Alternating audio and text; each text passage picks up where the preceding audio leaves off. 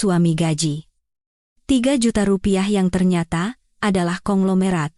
Karena sebuah keputusan nekat, aku menikah dengan seorang pria miskin dan menjadi bahan tertawaan teman-temanku. Saat datang ke acara reuni, teman-teman yang gajinya 500 juta setahun duduk di meja sebelah sana, dan yang gajinya 5 miliar setahun di meja sebelah sini. Suamiku bertanya padaku, "Kalau begitu, orang yang punya aset 5 triliun duduk di mana?" Namaku Kirana Putri, usiaku 30 tahun. Di kampung halaman, usia segitu sudah dianggap perawan tua dan jadi beban keluarga. Padahal aku tidak jelek, dan aku punya pekerjaan yang layak. Aku membuka sebuah sanggar kerajinan tangan kecil di pinggir jalan, membuat berbagai macam produk buatan tangan, tapi sepertinya, urusan jodohku memang tidak mulus. 5 tahun yang lalu, cinta pertamaku kandas karena ditentang oleh keluarganya yang menganggap kami tidak sepadan. Luka itu masih membekas sampai sekarang. Sejak saat itu, aku jadi takut menjalin hubungan, takut mengambil tanggung jawab, dan takut dipandang rendah oleh dunia. Tapi ketakutan terbesarku bukanlah tidak bisa menikah, melainkan melihat raut khawatir di mata ibuku. Ayahku sudah lama meninggal, dan ibu membesarkanku seorang diri dengan kerja keras. Kami tinggal di sebuah rumah sederhana di gang sempit, saling mengandalkan satu sama lain. Ibu adalah segalanya bagiku. Namun, 6 bulan terakhir, kesehatan ibu tiba-tiba memburuk. Beliau sering batuk kering sepanjang malam, tubuhnya semakin kurus, dan wajahnya pucat pasi. Malam itu, aku pulang lebih lambat dari biasanya karena harus menyelesaikan pesanan mendesak. Begitu membuka pintu, aroma jamu yang pekat langsung menusuk hidungku. Aroma ini sudah berbulan-bulan, tidak pernah hilang dari rumah kami. Ibu sedang duduk bersandar di kursi, menatap kosong keluar jendela. "Bu, Kirana pulang. Sudah makan malam? Kenapa lampunya tidak dinyalakan?" Aku bergegas meletakkan tasku. Ibu menoleh padaku dan tersenyum lemah. Senyuman itu membuat hatiku mencelos. "Kirana, sini duduk sebentar." Aku duduk di samping ibu dan menggenggam tangannya yang kurus kering. Tangan ibu sedingin es. "Putriku, kamu sekarang sudah 30 tahun. Ibu memulai pembicaraan yang sudah sering kudengar. "Lihat Hesti, anak tetangga depan. Seumuran denganmu, tapi anaknya sudah 2. Ibu tidak ingin kamu hidup kaya raya.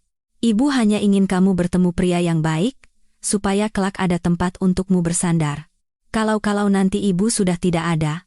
"Ibu, jangan bicara seperti itu," potongku cepat. "Penyakit ibu pasti segera sembuh. Nanti Kirana cari uang yang banyak, kita ke rumah sakit paling bagus. Kata dokter kan ibu hanya kelelahan." Ibu menggelengkan kepala. Matanya tiba-tiba berkaca-kaca. Beliau berbalik, membuka laci kecil, dan mengeluarkan selembar kertas yang terlipat. "Tadi pagi ibu mengambil hasil pemeriksaan." Ibu periksa lagi diam-diam tanpamu tahu. Jantungku terasa seperti mau copot. Dengan tangan gemetar, aku membuka kertas itu. Itu adalah hasil pemeriksaan dari Rumah Sakit Khusus Kanker. Aku tidak mengerti semua istilah medis yang rumit, tapi 2 kata menancap di mataku, kanker dan kalimat, stadium akhir, telah menyebar. Duniaku seakan runtuh. Aku tidak bisa bernapas. Kertas itu jatuh dari tanganku. Tidak mungkin, ini pasti salah. Rumah sakitnya pasti keliru.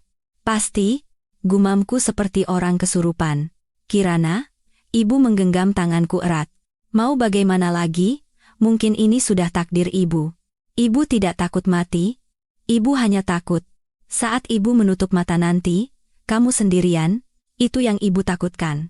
"Nak, kalau kamu mau berbakti pada ibu, tolong kali ini saja dengarkan kata-kata ibu, tantemu sudah mengaturkan kencan untukmu." Katanya pemuda itu karyawan yang baik dan rajin. "Coba temui dia akhir pekan ini, ya?" Air mata mengalir di pipiku. Aku tidak bisa berpikir jernih. Penyakit ibu serasa vonis mati yang tergantung di atas kepalaku. Apa yang sudah kulakukan untuk ibu selama ini? Aku selalu keras kepala, selalu beralasan sibuk dengan pekerjaan, beralasan takut, dan mengabaikan kebahagiaanku sendiri. Itu sama saja dengan mengabaikan ketenangan hati ibu. Waktu ibu tidak banyak lagi, suara ibu terdengar lirih dan putus-putus. "Tolong kabulkan permintaan ibu. Anggap saja ini hadiah terakhir darimu. Kalau ibu bisa melihatmu mengenakan gaun pengantin dan menikah, Ibu bisa pergi dengan tenang. Kata-kata ibu bagaikan ribuan jarum yang menusuk jantungku. Beban bakti ini terasa begitu berat. Aku membenamkan wajah di pelukan ibu dan terisak. Aku tidak bisa menolak, aku tidak bisa membiarkan ibu pergi dengan membawa penyesalan. Iya. Kirana mau, ucapku di sela isak tangis. Asalkan ibu senang dan bisa sehat kembali, Kirana akan menemuinya. Ibu menghela napas lega. Beliau mengelus kepalaku. Anak baik. Anak ibu memang baik. Malam itu aku tidak bisa tidur. Menatap langit-langit kamar. Air mataku terus mengalir tanpa henti. Pernikahan? Cinta. Apa artinya semua itu sekarang? Yang kuinginkan hanyalah membuat ibuku bahagia. Siapapun pria itu, bagaimanapun kehidupanku nanti, aku siap menanggungnya. Asalkan ibu bisa tersenyum, selama beberapa hari berikutnya, aku menjalani hari-hari seperti orang linglung. Sebaliknya, ibu tampak sedikit lebih bersemangat. Beliau sibuk pergi ke pasar, membelikan kain untuk menjahitkan kebaya yang indah untukku, dan tak henti-hentinya memberiku nasihat. Nanti dandan yang natural saja, ya? Nama pemuda itu Bima. Dulu orang tuanya meninggal, dia besar seorang diri, kata tantemu, anaknya sangat santun, tidak suka judi atau mabuk-mabukan. Menikah dengan orang seperti itu, mungkin tidak akan kaya, tapi hidupmu akan tenang. Aku hanya menjawab iya sekenanya. Tenang atau tidak, aku tidak peduli. Aku hanya sedang menjalankan kewajibanku sebagai seorang anak. Dalam seminggu, tanteku mengatur 9 kencan buta untukku. Ibu terus mendesakku, mengatakan waktunya tidak banyak. 9 kencan itu adalah 9 bencana. Pria pertama adalah seorang bapak-bapak botak yang kelihatannya 20 tahun lebih tua dariku, dan sepanjang percakapan hanya menyombongkan berapa banyak sertifikat ruko yang dimilikinya. Pria kedua adalah seorang anak mami yang masih bergantung pada orang tuanya. Pria ketiga, melihat sanggarku, mengejekku hanya membuat pernak-pernik tidak berguna. Pria keempat, aku sudah benar-benar lelah. Aku merasa seperti barang yang sedang diobral. Tapi setiap kali pulang ke rumah dan melihat ibu menatapku dengan mata penuh harap di samping bau jamu yang getir, aku tidak tega untuk berhenti. Pada hari janji temu ke-10, hari Minggu. Tempatnya di sebuah kafe bernama Senja Keemasan. Nama yang terkesan agak kuno, tapi menenangkan. Ibu sudah menyetrika rapi sebuah gaun sutra berwarna kuning pucat untukku. Cerminan diriku di kaca tampak pucat dan lelah. Kirana, semangat ya. Tante bilang pemuda yang ini yang paling baik di antara semuanya. Namanya Bima Aditya, karyawan biasa.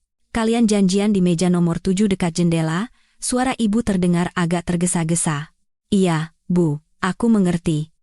Bima Aditya. Aku menghela napas, mengambil tas, dan melangkah keluar. Aku tiba di kafe. Senja Keemasan persis seperti yang kubayangkan, kecil dan tenang. Aku mencari meja nomor 7. Di sana, seorang pria sedang duduk. Dia mengenakan kemeja putih bersih dan celana bahan hitam. Rambutnya dipotong pendek dan wajahnya yang tegas memancarkan aura yang tenang. Dia begitu asyik dengan bukunya sampai tidak memperhatikan sekeliling. Aku menarik napas dalam-dalam. Baiklah, ini yang terakhir, batinku. Aku menghampiri mejanya, berusaha tersenyum seramah mungkin. Permisi, dengan Mas Bima Aditya, tanyaku. Saya Kirana, yang dikenalkan oleh tante. Pria itu mengangkat kepala. Matanya sangat jernih dan dalam. Dia menatapku beberapa detik, tampak sedikit terkejut, tapi kemudian tersenyum sopan, senyuman yang sangat lembut. Oh, iya. Betul. Mbak Kirana, silakan duduk. Mau minum apa? Aku duduk di kursi yang ditariknya. Jantungku berdebar sedikit lebih cepat. Setidaknya, pria ini tampak lebih baik dari 9 pria sebelumnya. Teh jahe hangat saja. Sedang tidak enak badan? Tanyanya sambil memanggil pelayan. Tidak, hanya sedikit lelah, jawabku. Percakapan canggung pun dimulai. Dia memperkenalkan dirinya sebagai Bima, seorang karyawan rendahan di sebuah perusahaan biasa. Dia bilang orang tuanya meninggal saat dia kecil, dan sekarang dia tinggal sendirian di sebuah kontrakan petak, pulang pergi kerja dengan motor bebek tua. Situasinya memang sangat biasa, Bahkan bisa dibilang sulit, tapi aku tidak peduli. Kata-kata ibu benar. Lebih baik yatim piatu, setidaknya aku tidak perlu khawatir dengan urusan mertua yang rumit. Mbak Kirana. Bima tampak ragu. Seperti yang sudah tante ceritakan, saya ingin segera membangun rumah tangga yang stabil. Aku menatap matanya lurus-lurus. Aku memutuskan tidak ada waktu lagi untuk basa-basi. Mas Bima, saya akan jujur. Ibu saya sedang sakit parah. Kanker stadium akhir. Satu-satunya keinginan beliau adalah melihat saya menikah sebelum beliau meninggal. Wajah Bima menegang. Buku di tangannya sudah tertutup. Dia menatapku lekat-lekat. Tatapannya bukan lagi tatapan ramah biasa, melainkan tatapan penuh empati. Saya tahu ini terdengar gila, suaraku mulai bergetar. Tapi saya tidak punya cara lain. 9 kencan sebelumnya gagal semua, dan saya sudah sangat lelah. Aku menarik napas, mengumpulkan keberanian. Aku membuka tasku, bukan untuk mengambil lipstik atau cermin, melainkan KTP dan kartu keluarga. Aku meletakkannya di atas meja. Saya tidak akan bertanya berapa uang yang Mas punya, atau seperti apa rumah Mas. Saya hanya butuh seorang suami. Seseorang yang mau ikut dengan saya menemui ibu, dan membuatnya bahagia. Bisakah Mas membantu saya? Seluruh kafe terasa hening. Yang terdengar di telingaku hanyalah detak jantungku sendiri yang berdebar kencang. Pria bernama Bima Aditya di depanku benar-benar membeku. Dia menatapku, lalu bergantian menatap KTP dan KK di atas meja. Dia pasti menganggapku wanita gila. Aku tahu aku gila. Seorang wanita berumur 30 tahun, di pertemuan pertama, langsung mengajak menikah sambil menunjukkan data kependudukan. Jika kabar ini menyebar, aku mungkin tidak akan berani keluar rumah. Mbak Kirana. Bima akhirnya membuka suara. Nada suaranya penuh ketidakpercayaan. Apakah Anda serius? Ya. Sangat serius. Aku meremas kedua tanganku di bawah meja hingga memutih, berusaha agar suaraku tidak bergetar. Saya tahu ini tawaran yang tidak masuk akal. Mas Bima boleh menolaknya. Kalau begitu, saya akan langsung pergi seolah tidak terjadi apa-apa di antara kita. Aku menatap matanya lurus-lurus. Di dalam matanya yang dalam, tidak ada cemoohan atau penghinaan, hanya ada keterkejutan dan sebuah emosi yang tidak bisa kujelaskan. Ibu saya, tenggorokanku terasa kering, adalah orang yang paling berharga dalam hidup saya. Dokter bilang waktunya tidak banyak lagi. Saya tidak tahan melihatnya menderita setiap hari karena mengkhawatirkan saya. Daripada membiarkan beliau meninggal dengan penyesalan, lebih baik saya melakukan hal gila seperti ini. Air mataku akhirnya tumpah. Aku bergegas menoleh dan menyekanya, sungguh memalukan. Tepat pada saat itu, ponselku berdering. Ibu. Aku terkejut dan buru-buru mengangkatnya. Halo, Bu, Kirana, sudah ketemu dengan Nak Bima? Suara ibu terdengar lemah, bercampur dengan suara batuk. Ibu. Napas ibu sesak sekali. Dadaku sakit, Nak, jantungku serasa diremas. Ibu tunggu, Kirana segera pulang. Kirana panggil ambulans. Tidak usah. Ibu terengah-engah. Ibu cuma ingin tahu, bagaimana pemuda itu? Kalian cocok? Aku menggigit bibir. Di saat seperti ini pun, ibu hanya memikirkanku. Aku melirik pria di seberangku. Dia masih mengamatiku. Jangan khawatir, Bu. Aku menarik napas dalam-dalam dan membuat keputusan paling nekat dalam hidupku. Dia orang yang sangat baik, Bu. Dan dia setuju. Setuju? Setuju apa? Dia setuju untuk menikah denganku, Bu. Begitu mengucapkan kalimat itu, seluruh kekuatanku seakan hilang. Hening sejenak di seberang telepon. Lalu aku mendengar suara ibu menghela napas lega. Helaan napas paling ringan yang pernah kudengar selama 6 bulan terakhir. B. Benarkah? Nak? Ya Tuhan. Terima kasih. Lalu kapan kamu akan membawanya ke rumah untuk bertemu ibu? Iya, Bu. Sekarang. Kami sedang dalam perjalanan ke sana. Syukurlah. Syukurlah. Ibu tunggu. Ya, ibu menutup telepon. Aku meletakkan ponsel di meja. Seluruh tubuhku gemetar, Aku menatap Bima dengan perasaan bersalah. Aku telah membuat keputusan sepihak dan berbohong pada ibuku. Mas Bima, maafkan saya.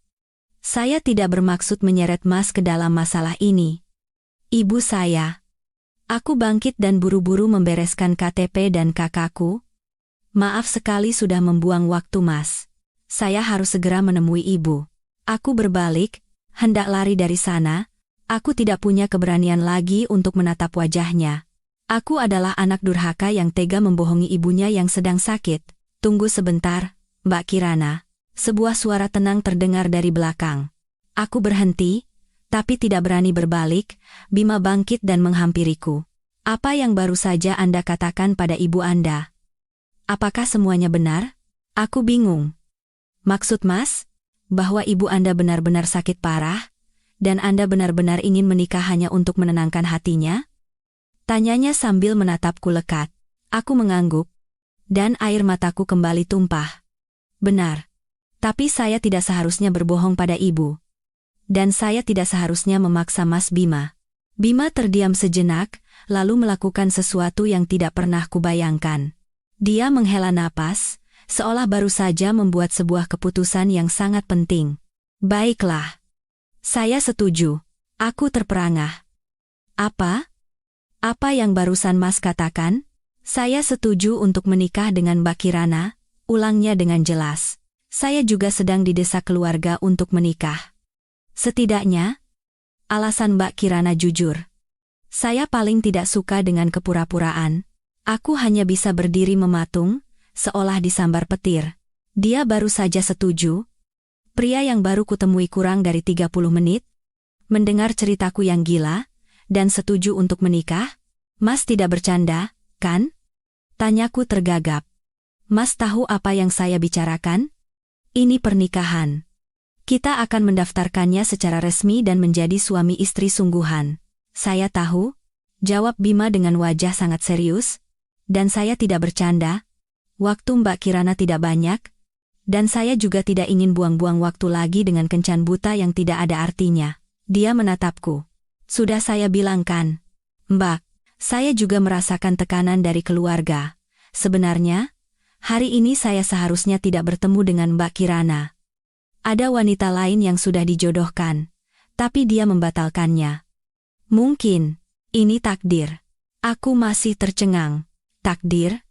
Atau tindakan impulsif dua orang yang sudah di ujung tanduk? Aku mengamatinya dari ujung rambut sampai ujung kaki. Kemeja putih, celana bahan hitam, jam tangan digital yang terlihat murah. Dia benar-benar tampak seperti karyawan biasa. Mas tidak takut? Bagaimana kalau saya orang jahat atau penipu? Bima tertawa. Tawa ringannya membuat otot wajahnya yang tegang menjadi rileks. Menipu apa dari saya? Kan sudah saya bilang, saya yatim piatu, tinggal di kontrakan, gaji pun pas-pasan. Kalau Mbak mengincar uang, Mbak salah orang. Kalau mau menipu cinta, dia menatapku. Sepertinya tidak. Kata-katanya membuatku sedikit tenang. Benar juga. Dia bilang dia tidak punya apa-apa. Aku juga. Sanggar kerajinanku hanya cukup untuk makan. Kami adalah dua angka nol yang sempurna. Pernikahan dua orang yang tidak punya apa-apa mungkin adalah pernikahan yang paling aman. Tapi tetap saja, saya tidak mengerti. Hanya karena tekanan? Mas bisa mencari orang yang lebih baik. Bima menatap keluar jendela. Pandangannya menerawang. Mbak Kirana, percaya pada cinta? Pertanyaannya membuatku bingung. Saya tidak tahu.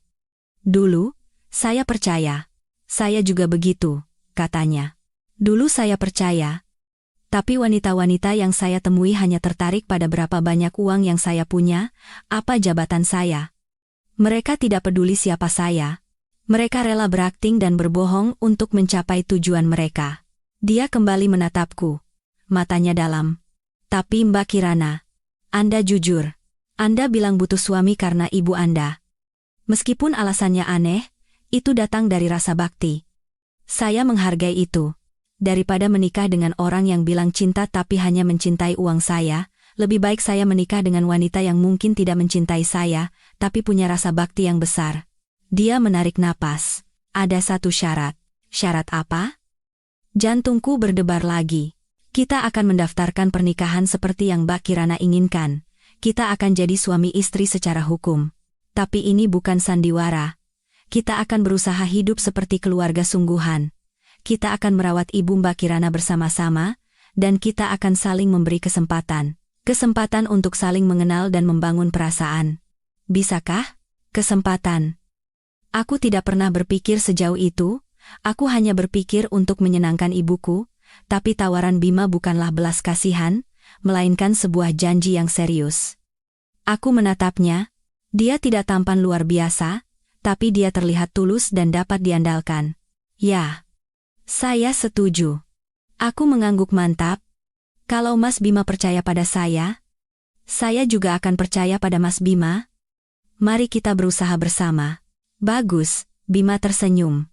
Jadi, sekarang kita kemana? Ke rumah Mbak Kirana untuk bertemu ibu? Tunggu, kataku. Sekarang kita sudah memutuskan? Kita harus melakukannya dengan benar. Kita ke kantor catatan sipil dulu. Saya tidak mau ibu curiga. Saat saya membawa Mas Bima pulang, saya ingin dengan bangga berkata, "Bu, ini suamiku." Bima tampak sedikit terkejut dengan ketegasanku, tapi langsung mengangguk. Baik. Ayo kita pergi. Saya tahu tempat yang bisa mengurusnya hari ini. Hari ini kan Minggu? Tanyaku heran. Saya kenal orang di sana, jawabnya singkat. Kami meninggalkan kafe senja keemasan. Aku masih merasa semua ini seperti mimpi. Aku, Kirana Putri, usia 30 tahun, baru saja memutuskan untuk menikah dengan pria yang kutemui kurang dari 1 jam yang lalu.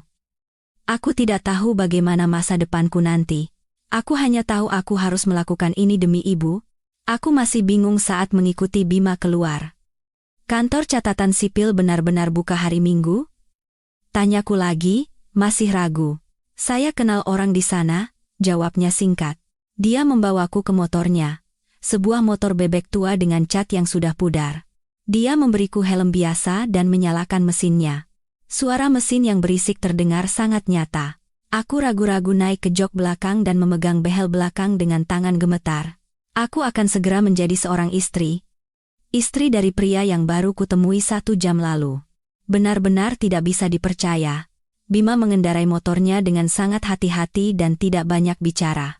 Kami tiba di sebuah gedung kantor pemerintahan. Seperti yang dikatakannya, meski hari Minggu, 1 pintu samping terbuka, dia membawaku masuk. Di dalam, seorang pegawai parubaya berkacamata tampak sudah menunggu dengan wajah serius. Selamat siang, Bima sedikit menunduk pada pegawai itu. Pegawai itu melihat kami, lalu menyodorkan 2 set formulir. Kalian isi data diri di sini, sudah dipikirkan matang-matang, kan? Aku memegang pulpen, tapi tanganku gemetar hebat. Bima Aditya, Kirana Putri. Aku melirik formulirnya. Dia mengisinya dengan sangat cepat. Tulisannya rapi. Pekerjaan, karyawan swasta, alamat, kontrakan melati. Status, belum menikah. Semuanya cocok dengan yang dia katakan. Saat pegawai itu bertanya untuk terakhir kalinya, apakah kalian berdua melakukannya atas kemauan sendiri? Jantungku serasa berhenti berdetak. Kemauan sendiri? Aku melakukannya demi ibu. Aku melirik Bima. Dia sedang menatapku. Tatapannya seolah menenangkanku, sangat tegas. Dia mengangguk ringan padaku. Ya, atas kemauan sendiri. Suaraku terdengar anehnya sangat mantap. Atas kemauan sendiri, suara tenang Bima terdengar di sampingku. Cap. Suara stempel dibubuhkan.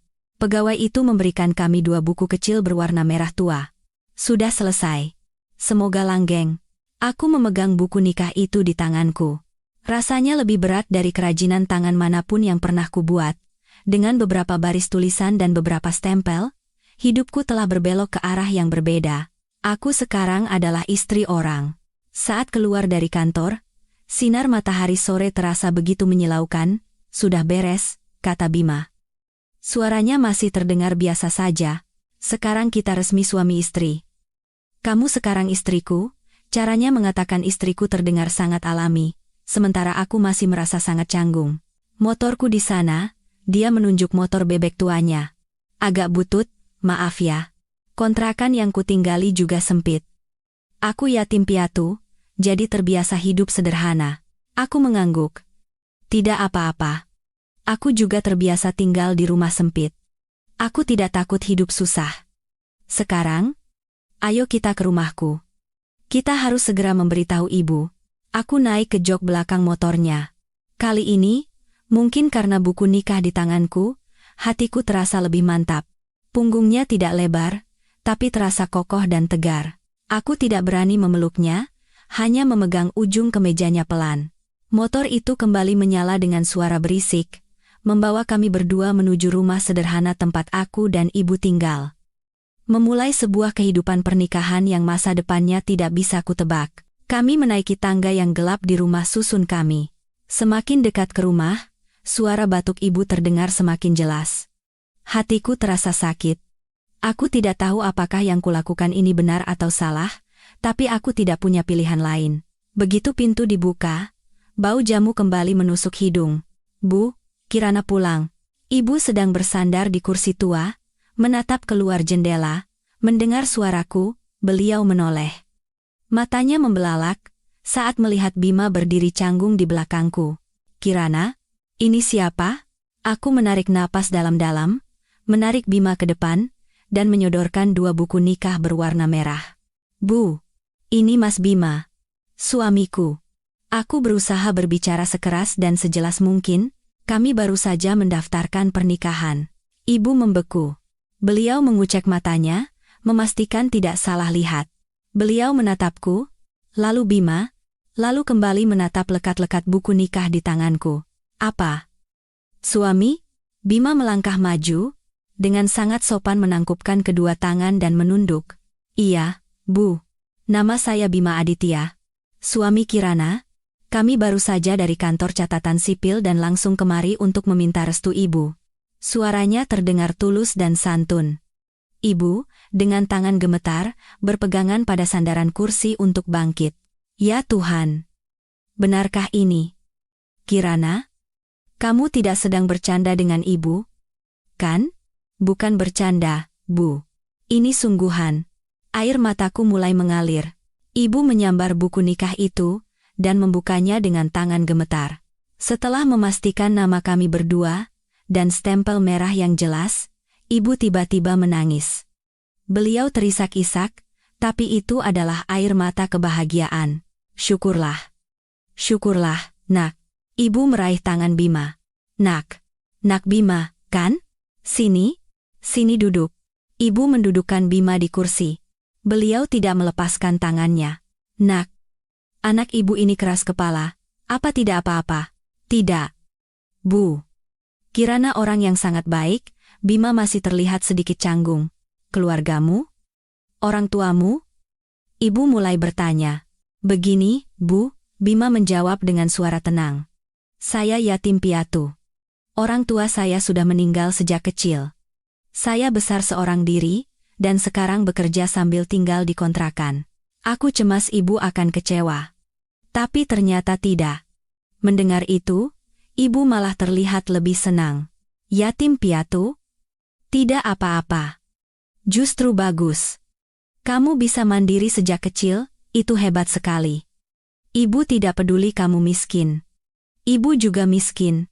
Yang penting, kamu bisa tulus menyayangi Kirana, dan saat ibu sudah tidak ada, kamu bisa menjaganya. Sampai di situ, mata ibu memerah. Ibu? Jangan khawatir. Kata Bima sambil menatap mata ibu lurus-lurus. Saya sekarang adalah suami Kirana. Saya berjanji pada ibu, saya akan menjaga dan merawat Kirana dengan baik. Kami berdua akan berbakti pada ibu. Kata-katanya membuat aku dan ibu terkejut. Kami berdua akan berbakti pada ibu? Ibu mengangguk-angguk. Iya, ibu percaya padamu. Aduh. Akhirnya beban ibu terangkat. Ibu sudah tidak punya penyesalan lagi. Sebuah keajaiban terjadi. Ibu, yang dari pagi tadi sesak napas dan tidak bertenaga, seolah mendapatkan energi baru, beliau bangkit berdiri. Aduh, ada menantu datang kok tidak ada makanan. Kirana, cepat ke pasar beli ayam sama santan. Kita masak opor ayam.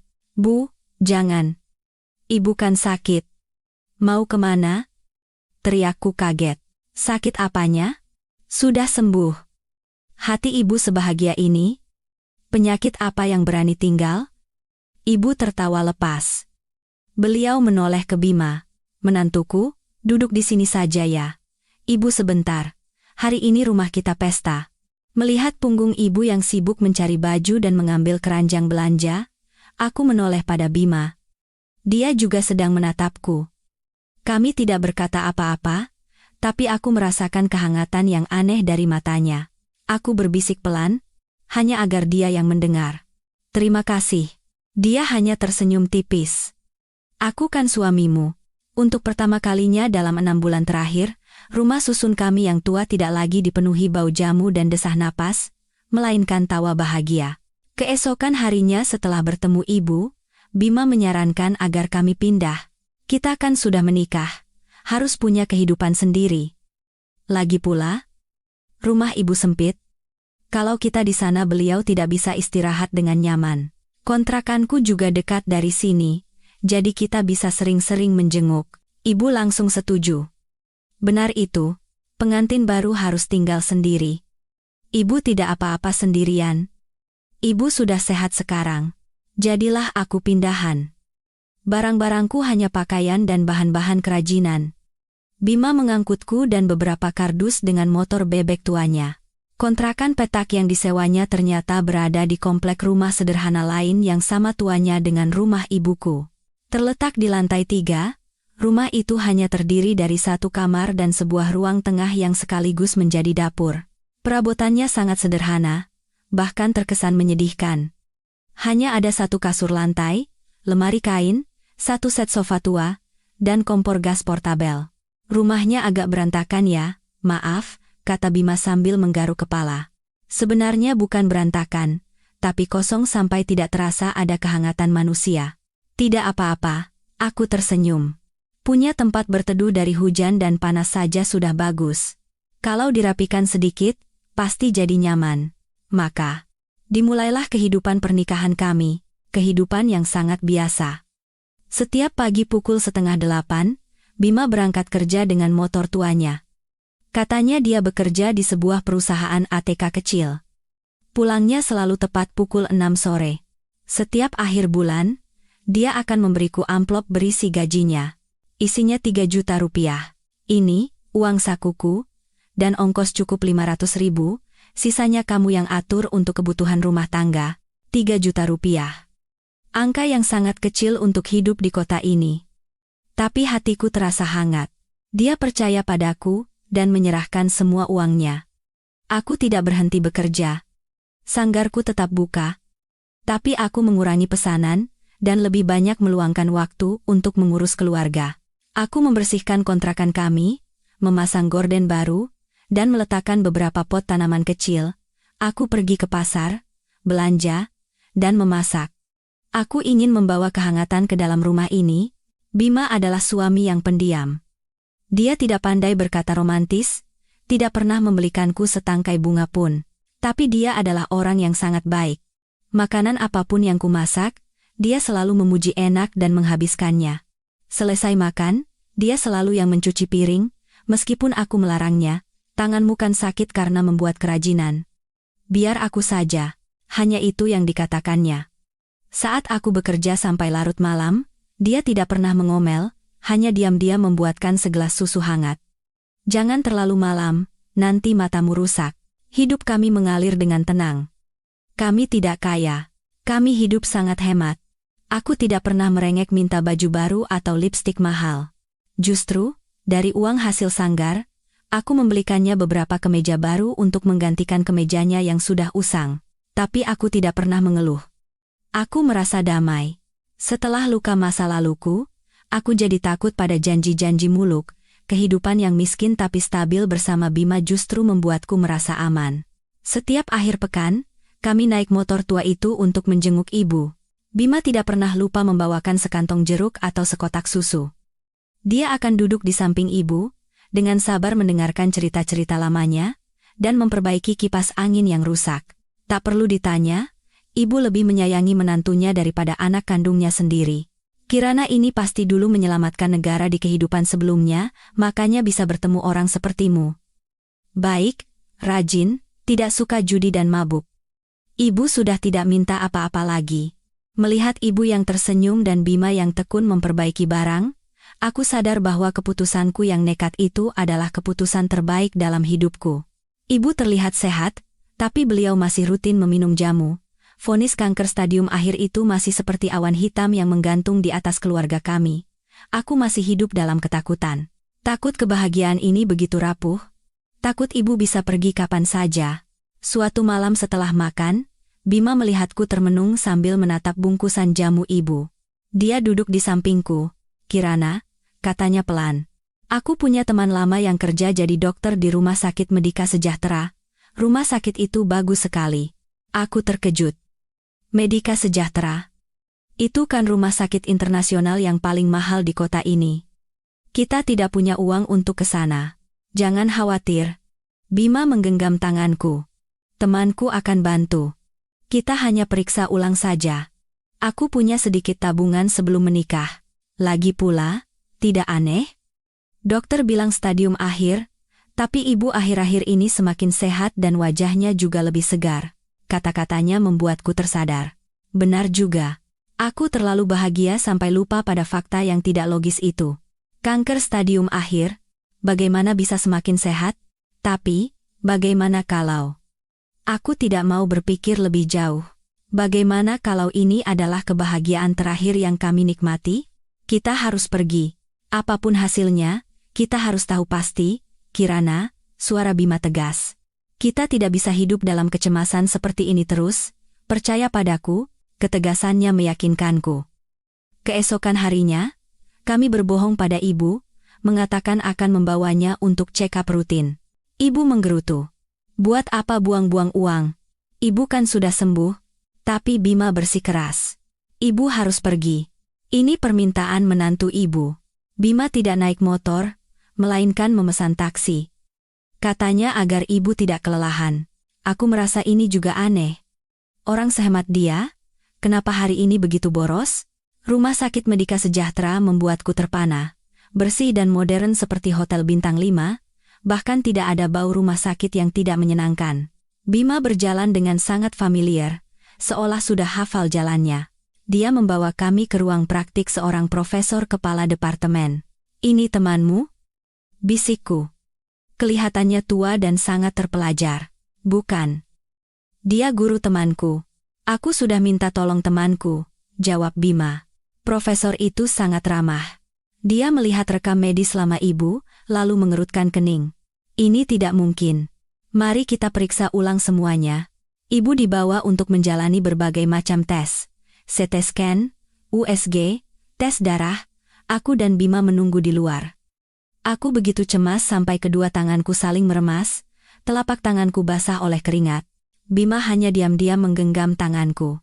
Kehangatan dari tangannya membuatku sedikit lebih tenang. Beberapa jam terasa seperti selamanya. Akhirnya, profesor itu memanggil kami bertiga masuk.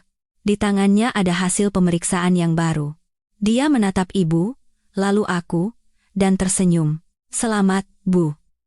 Dan selamat juga untuk keluarga. Jantungku serasa berhenti berdetak. Maksud dokter? Tidak ada sel kanker sama sekali di tubuh ibu, kata profesor itu dengan jelas. Ini salah diagnosis. Salah diagnosis? Jadi, diagnosis yang dulu itu, sebuah kesalahan fatal, dia menggeleng. Hasil pemeriksaan di rumah sakit sebelumnya itu keliru. Ibu hanya mengalami kelemahan tubuh yang parah akibat stres berlebihan, yang gejalanya mirip dengan hipoglikemia. Hasil pemeriksaan itu mungkin milik pasien lain, kesalahan yang sangat fatal. Mendengar itu, mata ibu membelalak, tubuhnya terhuyung. Ya Tuhan, ibu pingsan di tempat. Ibu, teriakku. Perawat-perawat bergegas datang. Profesor menenangkan kami. Tidak apa-apa, beliau hanya syok karena terlalu bahagia. Setelah istirahat akan pulih kembali. Setelah ibu dipindahkan ke ruang pemulihan, aku tidak sanggup lagi berdiri. Aku membenamkan wajah di dada Bima dan menangis sejadi-jadinya. Aku tidak pernah menangis seperti ini, Semua ketakutan dan kesedihan yang kupendam selama 6 bulan terakhir tumpah ruah. Sayang, Ibu. Ibu tidak apa-apa, Ibu tidak sakit. Sayang, Bima memelukku erat. Aku bisa merasakan dadanya juga bergetar karena haru. Dia mengelus kepalaku. Aku sudah menduganya. Semua akan baik-baik saja. Semuanya baik-baik saja. Sudah, jangan menangis lagi. Hari itu adalah hari paling bahagia dalam hidupku. Keputusanku yang nekat mengangguk di kafe itu tidak hanya membawa kebahagiaan untuk ibu, tapi juga menyelamatkan nyawanya. Dan pria sederhana ini, suamiku, adalah pembawa berkah dan penyelamat keluarga kami. Sejak hari kepulangan dari Rumah Sakit Medika Sejahtera, hidupku memasuki babak baru. Ketakutan terbesar yang menghimpit jantungku selama 6 bulan terakhir lenyap seperti gelembung sabun. Ibu benar-benar sehat. Bukan kanker, melainkan penyakit imajiner yang diciptakan oleh kekhawatiran berlebihan. Dan yang menyingkirkan awan hitam itu tidak lain adalah suamiku yang sederhana, Bima. Setelah tahu dirinya tidak sakit, ibu seolah menjadi 10 tahun lebih muda. Beliau tidak lagi batuk. Wajahnya tidak pucat. Setiap pagi, beliau mulai berolahraga bersama ibu-ibu di kompleks, wajahnya merona, dan suaranya kembali lantang. Ibu menganggap Bima seperti anak kandungnya sendiri. Setiap akhir pekan, beliau akan memanggil kami dan memasakkan berbagai makanan bergizi untuk menantu kesayangannya. Perasaanku pada Bima juga berubah. Bukan lagi sekadar rasa terima kasih karena telah membantuku berbakti. Kini, ada kekaguman dan rasa hormat yang tulus dari lubuk hatiku. Dia memang pendiam, tapi dia menunjukkan segalanya lewat tindakan. Dia diam-diam menyiapkan segalanya, membayar biaya rumah sakit yang entah berapa jumlahnya. Saat kutanya, dia hanya melambaikan tangan, dan berkata temannya membantu sehingga tidak mahal. Dia membawa keajaiban bagi keluarga kami. Aku merasa, mendapatkan suami seperti ini adalah berkah 7 turunan. Aku tidak lagi peduli apakah dia kaya atau miskin, yatim piatu atau bukan. Aku hanya bertekad untuk menjadi istri yang baik, yang pantas untuknya. Aku mencurahkan seluruh hatiku untuk merawat rumah kecil kami di kontrakan itu. Dengan gaji 3 juta rupiah yang diberikannya, aku membuat rencana keuangan yang cermat. Aku bangun pagi-pagi, pergi ke pasar untuk memilih sayuran paling segar dan daging kualitas terbaik. Aku tahu dia suka gulai ikan, jadi aku belajar keras bagaimana cara membuatnya lebih lezat. Meja makan kami tidak mewah. Hanya ada sayur asem, tahu tempe, dan sambal terasi sederhana, tapi selalu hangat dan penuh cinta. Melihatnya pulang kerja, berkeringat, dan makan dengan lahap membuatku bahagia. Kebahagiaan ternyata sesederhana itu. Selesai makan, dia pasti akan mencuci piring. Tanganmu kan lelah seharian membuat kerajinan. Biar aku saja. Aku mendorongnya dan berkata, kamu yang seharian bekerja, pasti lebih lelah. Duduk saja di sofa, nonton berita. Kami, suami istri, sering berebut pekerjaan sepele seperti mencuci piring, dan akhirnya mengerjakannya bersama. Dia membilas, aku mengeringkan. Dapur kecil kami selalu penuh dengan tawa. Aku sadar beberapa kemeja yang dipakainya untuk kerja sudah mulai usang. Dengan uang hasil sanggarku, diam-diam aku membeli kain dan menjahitkan beberapa kemeja baru untuknya. Malam itu, dengan wajah sedikit merona, aku memberikan kemeja itu padanya. Ini, aku jahit sendiri. Coba pakai. Pas atau tidak? Bima terpaku. Dia mengambil kemeja itu, memperhatikan jahitan tanganku yang rapi, tanpa berkata apa-apa, dia melepas kemeja lamanya dan memakai yang baru. Pas sekali, seperti dibuat khusus untuknya.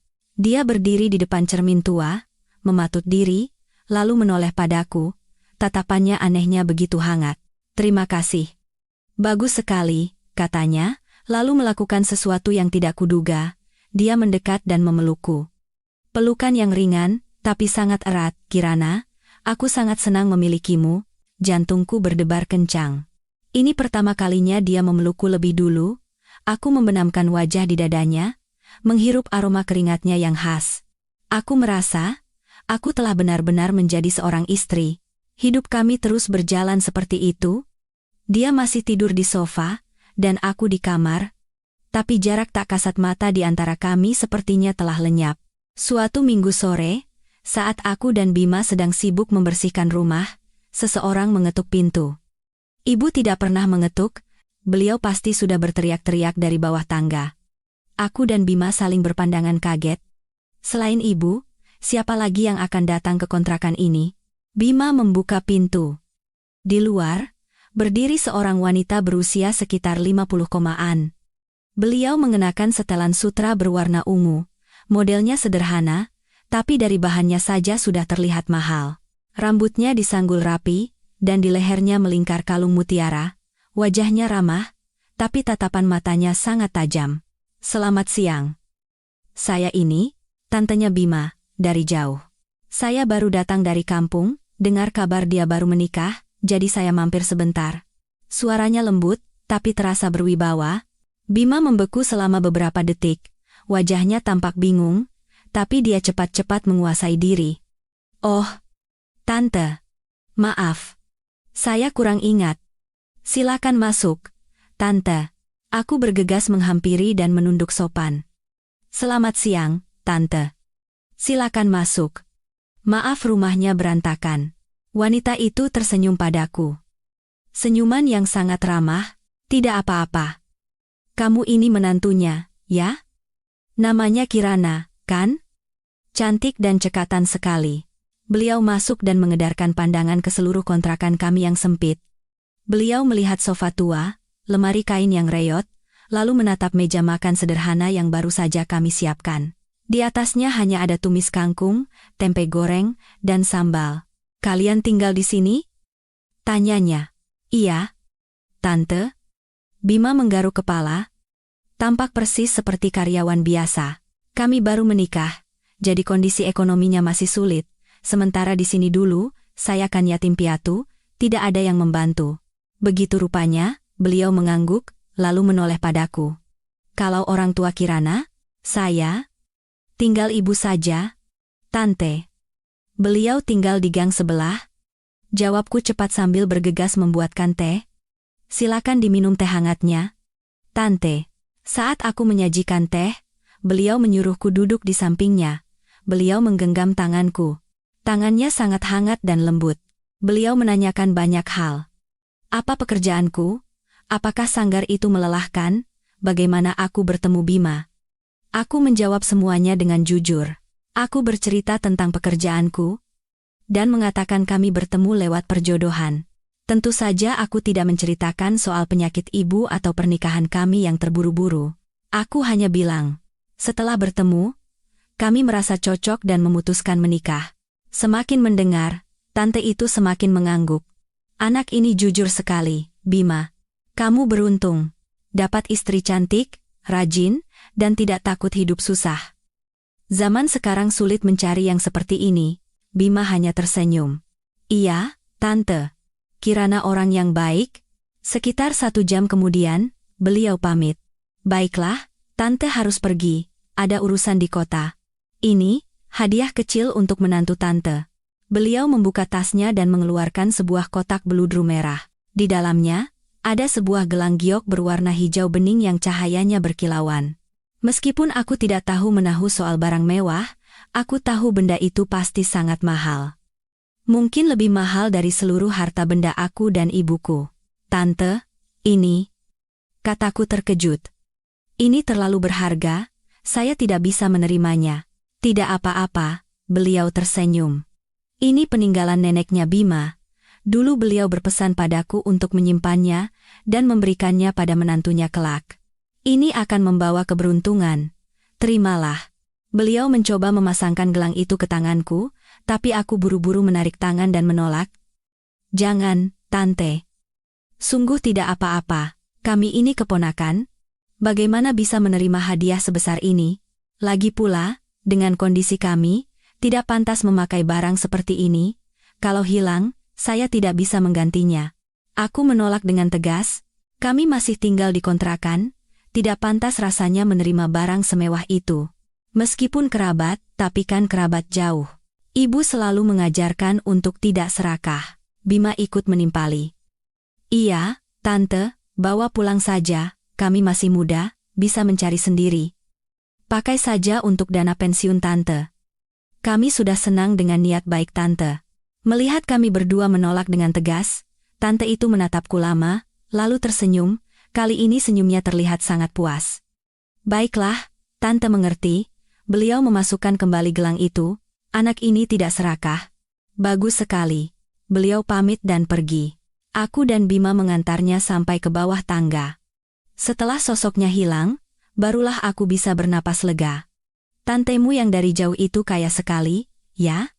Tapi aku baru dengar kamu punya kerabat seperti itu. Bima menatapku dan tersenyum. Senyuman yang tidak bisa ku mengerti. Aku juga lupa. Mungkin kerabat yang sangat jauh. Pokoknya, bagus kamu menolaknya. Buat apa kita menerima barang semahal itu? Karena dia berkata begitu, aku pun percaya. Aku sama sekali tidak tahu bahwa wanita itu bukanlah tante dari jauh, melainkan ibu kandungnya. Ibu Larasati, pemilik grup sejahtera yang terkenal itu. Hidup kami kembali ke jalur normal, tapi sesuatu mulai tumbuh di hatiku. Aku tidak lagi menganggap Bima sebagai suami kontrak untuk menyenangkan ibuku. Aku mulai benar-benar peduli padanya. Aku tahu dia punya kebiasaan membaca buku sampai larut malam. Katanya karyawan biasa, tapi buku yang dibacanya semua tentang ekonomi dan manajemen, bahkan ada buku tebal berbahasa Inggris. Saat kutanya, dia bilang ingin menambah wawasan agar bisa mencari pekerjaan yang lebih baik nanti. Untukmu, jawabnya. Jawaban itu membuatku terharu sekaligus kagum. Setiap kali tanganku tertusuk jarum saat membuat kerajinan, dia selalu panik dan berlari mengambil plester, lalu meniup-niup jariku yang sakit seolah dia yang merasakannya. Perasaan ini tidak datang seperti badai. Ia datang diam-diam seperti gerimis, dan tahu-tahu sudah membasahi seluruh hatiku. Peristiwa puncaknya terjadi pada suatu Sabtu sore. Aku membuka lapak kecil di sebuah bazar kerajinan akhir pekan. Cuaca yang tadinya cerah tiba-tiba mendung, lalu hujan turun dengan derasnya. Hujan datang begitu tiba-tiba, tenda darurat yang kupasang tidak kuat dan tertiup angin. Aku menjerit, berusaha melindungi kartu pos sutra dan sulaman-sulamanku dengan tubuhku. Itu adalah hasil kerja kerasku selama sebulan. Kalau basah, semuanya akan sia-sia. Orang-orang di sekitar juga sibuk menyelamatkan barang mereka masing-masing.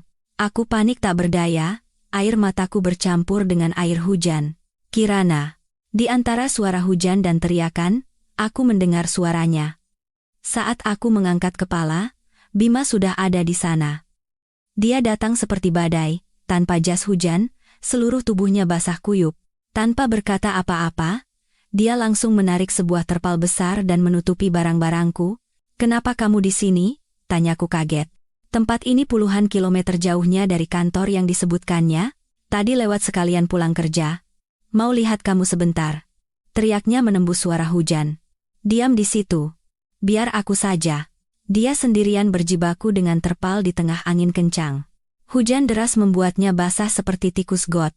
Kemeja putihnya menempel di tubuh, memperlihatkan dadanya yang bidang. Dia tidak peduli, hanya fokus menutupi barang-barangku. Setelah semuanya tertutup seadanya, barulah dia menoleh padaku. Dia melihatku juga basah kuyup dan menggigil kedinginan. Dia langsung melepas jaket tipisnya yang basah dan menyampirkannya di bahuku. "Bodoh.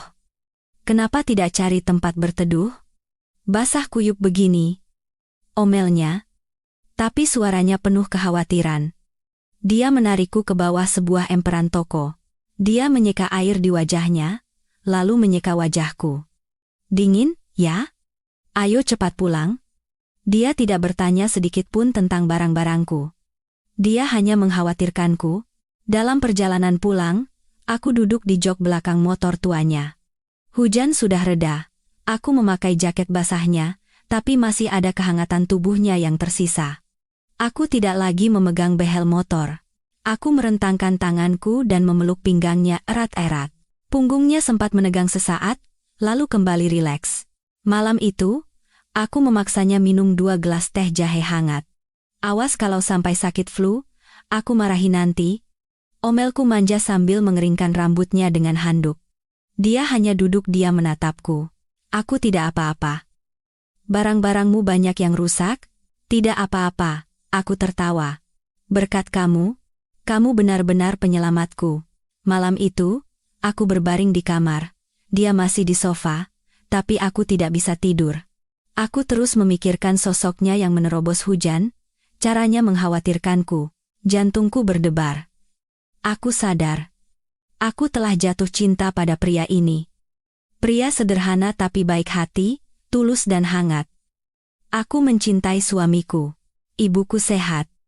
Suamiku menyayangiku. Berita tentang suamiku yang menyelamatkan barang daganganku di tengah hujan menyebar di komunitas pengrajin, dan sanggarku malah mendapat lebih banyak pesanan. Hidupku tampak sempurna.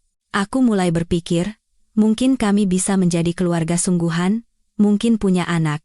Tapi ketenangan itu tidak berlangsung lama. Suatu malam, saat aku sedang memeriksa pesan WhatsApp, notifikasi dari sebuah grup chat muncul. Reuni akbar angkatan SMA, 12 tahun kelulusan. Jantungku mencelos. Aku membuka grup itu.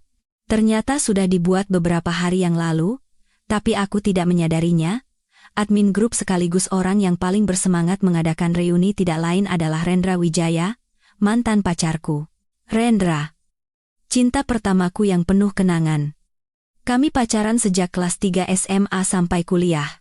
5 tahun cinta yang kurasa tidak akan bisa dipisahkan oleh apapun. Tapi setelah lulus, Rendra masuk ke sebuah perusahaan keuangan besar, sementara aku masih bergelut dengan kerajinanku. Orang tuanya menemuiku. Mereka berkata terus terang, keluarga kami tidak bisa menerima menantu miskin dengan pekerjaan tidak jelas sepertimu. Tolong lepaskan Rendra. Dan Rendra. Dia akhirnya memilih kesuksesan dan menuruti orang tuanya.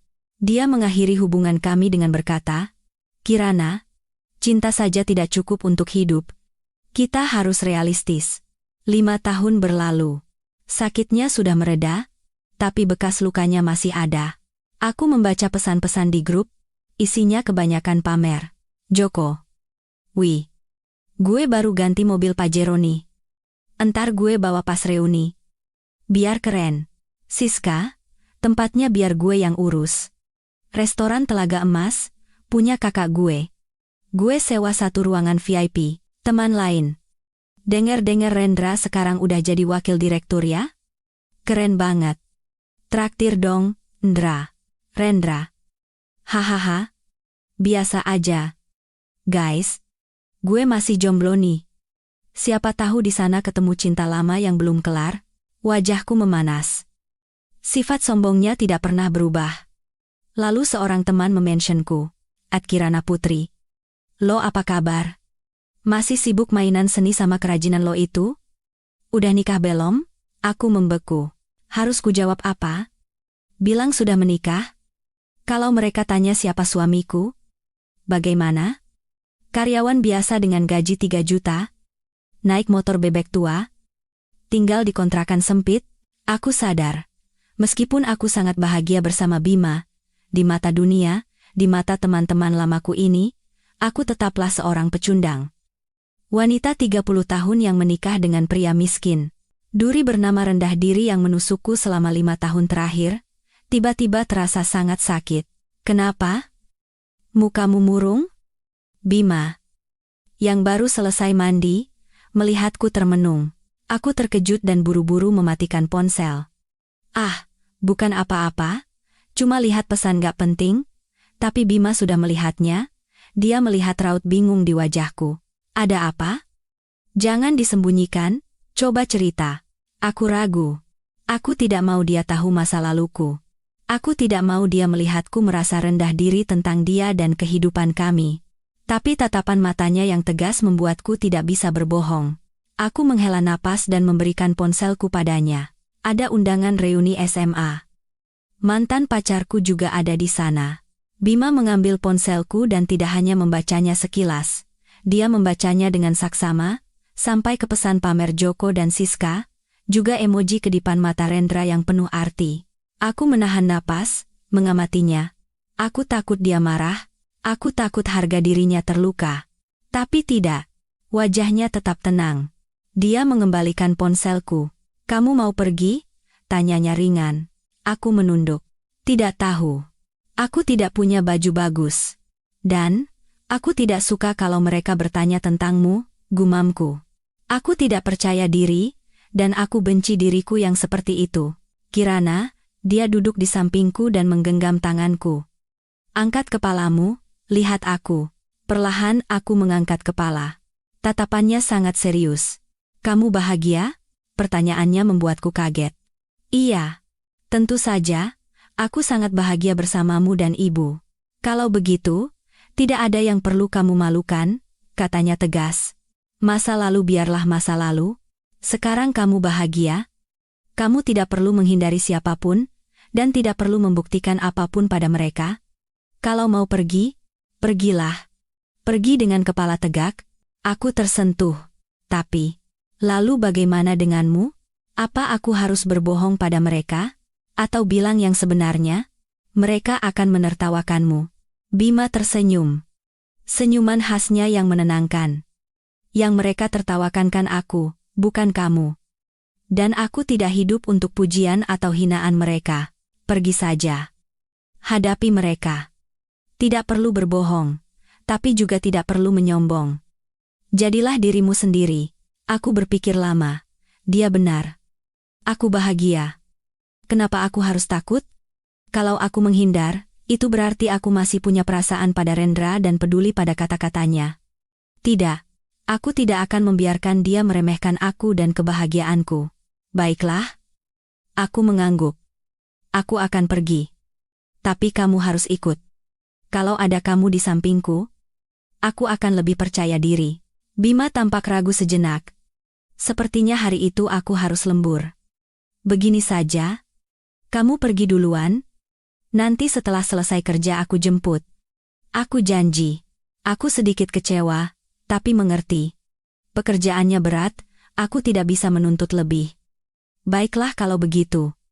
Aku akan pergi sendiri. Reuni diadakan pada Sabtu malam. Sepanjang sore aku bingung memilih baju. Lemariku isinya hanya baju-baju katun sederhana. Tidak ada gaun gemerlap, tidak ada tas bermerek. Aku sempat merasa sedih, tapi kemudian aku teringat kata-kata Bima. Aku tidak perlu menjadi seperti mereka. Aku memutuskan untuk memakai gaun batik sutra berwarna hijau giok favoritku, yang kusulam sendiri dengan motif beberapa bunga teratai di ujungnya. Aku berdandan tipis, setidaknya, aku rapi dan menjadi diriku sendiri. Aku berbohong pada Bima bilang akan naik taksi, padahal aku naik bus. Aku tidak mau buang-buang uang.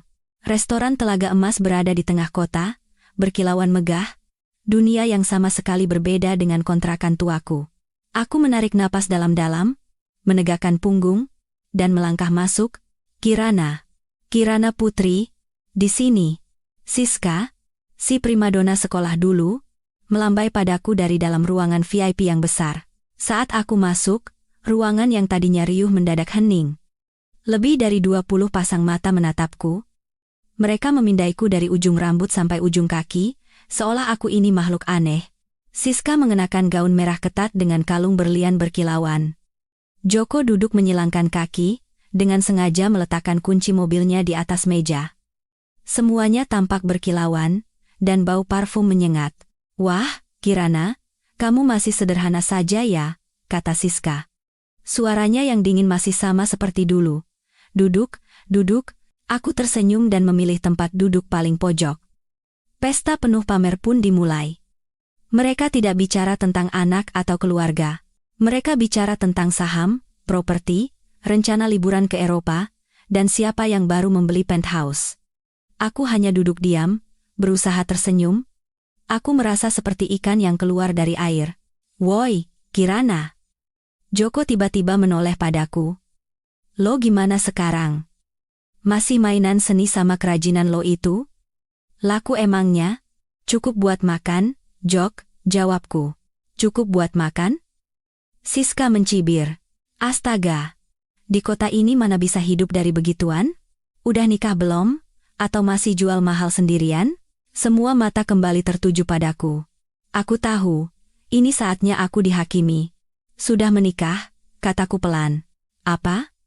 Sudah menikah? Semua orang berbisik. Siska mencondongkan tubuhnya. Suamimu kerja apa? Direktur perusahaan mana? Kenapa nggak diajak? Kalian datang naik mobil apa? Parkir di bawah? Rentetan pertanyaan itu membuatku sesak napas. Aku tidak tahu harus menjawab apa. Tepat di saat aku paling bingung, pintu ruangan VIP terbuka. Seorang pria masuk, mengenakan setelan jas biru dongker dari merek ternama. Kemeja putihnya tidak berdasi, dua kancing teratasnya dibuka, memberikan kesan elegan sekaligus sedikit santai. Di pergelangan tangannya melingkar jam tangan Rolex emas, dan rambutnya disisir rapi ke belakang. Itu Rendra. Ruangan menjadi riuh, terutama para wanita. Wakil direktur kita datang juga. Siska buru-buru bangkit dan memberikan tempat duduk di sampingnya untuk Rendra. Ndra, makin keren aja lo. Dengar-dengar baru golin proyek ratusan miliar ya? Rendra tersenyum. Senyuman sombong yang sangat kukenal. Biasa aja. Halo semuanya. Maaf telat, baru selesai rapat. Dia menyapa sekeliling, lalu pandangannya berhenti di pojok tempatku duduk. Pandangannya memindai gaun batikku hingga wajahku yang berdandan tipis. Kirana? Sapanya. Lama tidak bertemu. Kamu tidak berubah. Ya, aku tahu itu bukan pujian. Artinya, kamu masih kampungan dan miskin seperti dulu. Halo, aku berusaha tersenyum. Kamu yang banyak berubah. Sukses sekali. Selamat, ya. Rendra tersenyum miring. Dia bangkit dan berjalan ke arahku, tidak peduli pada tatapan cemburu Siska. Dia duduk di kursi kosong di sampingku. Dengar-dengar kamu sudah menikah? Tanyanya dengan suara pelan yang dibuat-buat ramah. Iya. Jawabku sambil sedikit menggeser tubuh. Bau parfumnya yang mahal menusuk hidung, membuatku sedikit mual. Kenapa buru-buru? Rendra tertawa. Kukira kamu masih marah padaku? Masih menungguku. Darahku serasa naik ke kepala. Percaya diri sekali kamu. Yang lalu biarlah berlalu. Aku sudah hidup sangat baik sekarang. Hidup baik? Rendra mengulangi kata-kataku, suaranya penuh cemoohan. Kudengar kamu menikah dengan karyawan yang tinggal di kontrakan sempit. Kirana, tiba-tiba suaranya melembut. Dulu aku memang salah. Aku tidak punya keberanian untuk melindungimu. Tapi aku yang sekarang berbeda. Lihat, apapun yang kamu mau, aku bisa berikan. Dia menatapku lekat-lekat. Kamu harus kerja keras membuat kerajinan itu, tinggal di rumah sempit. Apa kamu tidak lelah? Apa menurutmu itu sepadan? Kata-katanya seperti pisau yang menusuk jantungku. Benar, aku tinggal di kontrakan sempit. Benar, aku bekerja keras. Tapi aku tidak lelah, dan aku tidak merasa itu tidak sepadan. Tidak lelah, jawabku tegas. Setidaknya, suamiku orang yang baik. Dia menghargaiku dan pekerjaanku. Orang baik? Rendra tertawa terbahak-bahak. Kirana, zaman sekarang jadi orang baik saja tidak bisa buat makan. Baik tapi tidak bisa memberikan kehidupan layak untuk istrinya, itu namanya tidak becus. Tiba-tiba dia mengulurkan tangan hendak menyentuh bahuku. Kalau kamu menyesal, bilang saja padaku. Aku bangkit berdiri dan menepis tangannya. Maaf, aku ke toilet dulu.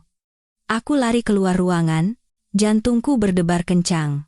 Aku muak padanya. Muak dengan sikapnya yang seolah-olah merendahkan. Tapi aku juga muak pada diriku sendiri, yang sempat goyah dan merasa tidak percaya diri dengan kehidupanku. Aku berdiri di toilet, membasuh muka dengan air dingin. Aku menatap diriku di cermin. Kirana, kamu bahagia. Kamu punya suami yang hebat. Jangan lemah. Aku menarik napas dalam-dalam, merapikan rambut, dan kembali ke ruang pesta. Aku tidak akan lari. Begitu aku masuk, aku mendengar suara nyaring Siska.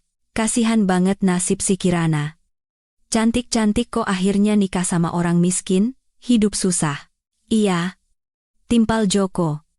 Katanya cuma karyawan dengan gaji UMR. Bodoh banget. Dulu pas Rendra belum jadi apa-apa ditempelin terus. Giliran Rendra kaya malah nikah sama orang yang lebih miskin.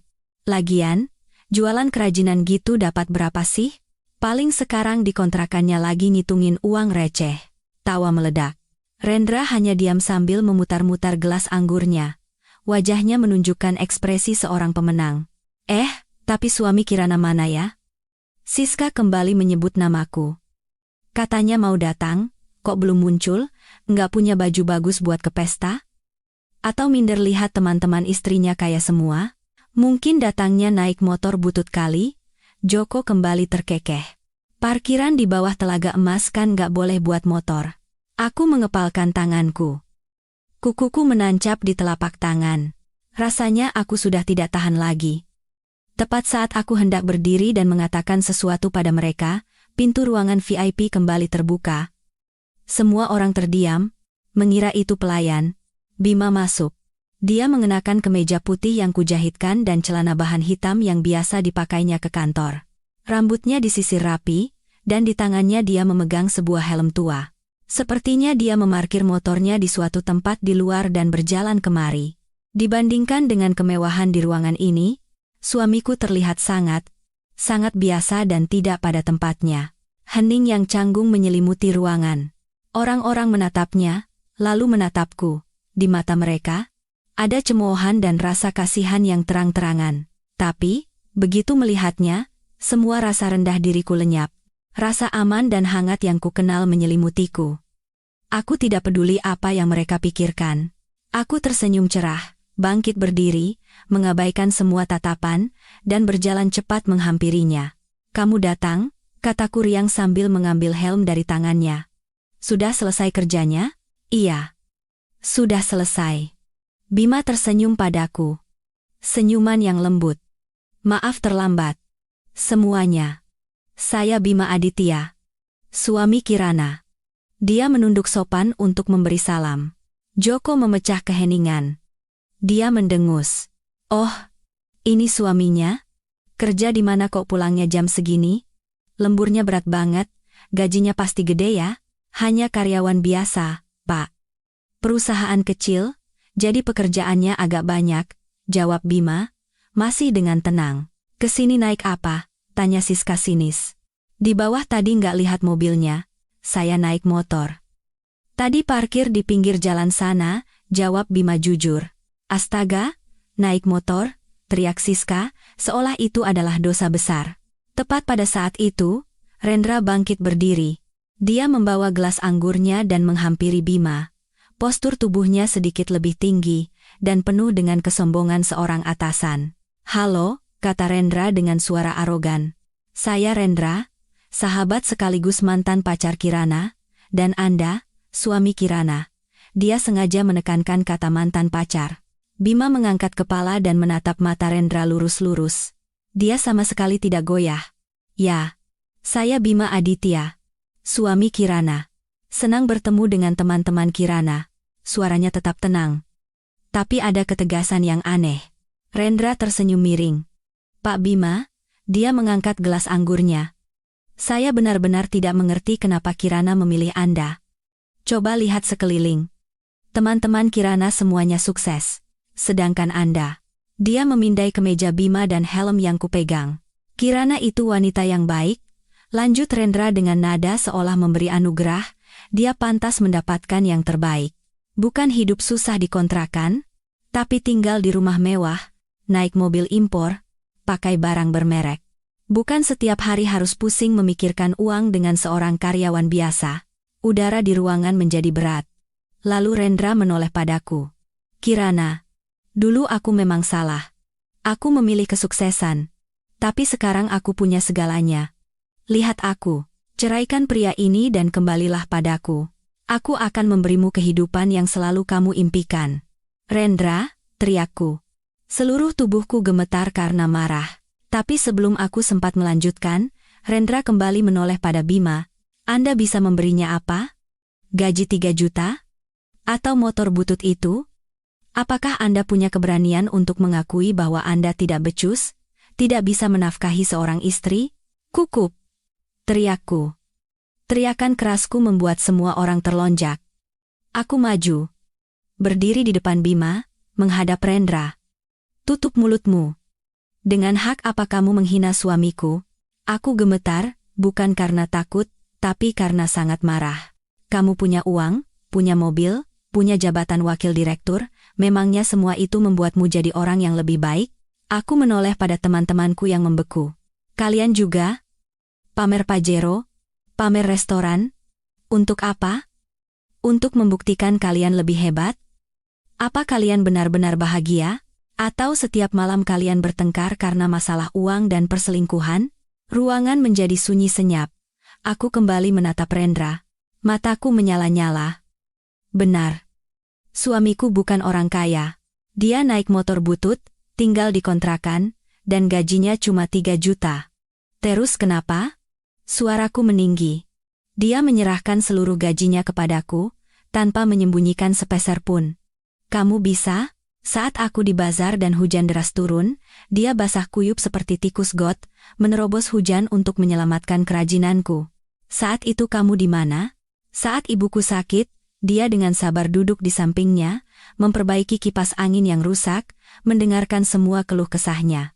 Kamu bisa? Dan saat aku paling putus asa, saat kukira ibuku kena kanker stadium akhir, dialah yang diam-diam mencari dokter terbaik, membawa ibuku ke rumah sakit, dan menariknya kembali dari ambang kematian. Apa uangmu yang banyak itu bisa melakukannya? Air mataku tumpah. Uangmu. Simpan saja. Aku tidak butuh.